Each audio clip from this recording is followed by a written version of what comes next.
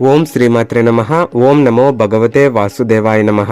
మిత్రులారా, 1000 మంది సబ్స్క్రైబర్లు రీచ్ అయ్యేంత వరకు మన ఛానల్ని సబ్స్క్రైబ్ చేసుకుని ప్లీజ్ నన్ను సపోర్ట్ చేయండి.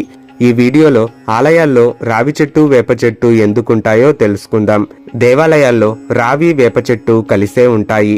రావి చెట్టును శ్రీ మహావిష్ణువుగాను, వేప చెట్టును లక్ష్మీదేవిగాను భావించాలని శాస్త్రాలు వేదాలు చెబుతున్నాయి. ఈ జంట వృక్షాలను పూజించి ప్రదక్షిణం చేయటం ద్వారా అనేక దోషాలు తీరి దంపతులు పరిపూర్ణ దాంపత్యాన్ని పొందుతారు. శని దోషం ఉన్నవారు రావి చెట్టుకు పూజ చేయాలి. నమస్కరించి కౌగిలించుకుంటే అనేక దోషాలు పోతాయి. ఈ రావి చెట్టు క్రిందే బుద్ధుడికి జ్ఞానోదయమైంది. శ్రీకృష్ణుడు చివరి దశలో ఈ చెట్టు క్రిందే విశ్రమించి వైకుంఠాన్ని చేరాడు. అలాగే వేప చెట్టు గాలికే ఎన్నో రుగ్మతలు దూరమవుతాయి. పవిత్ర ప్రదేశంలో పవిత్రమైన వృక్షాలు ఖచ్చితంగా పెంచుతారు. వాటికవే ఉద్భవిస్తాయి కూడా.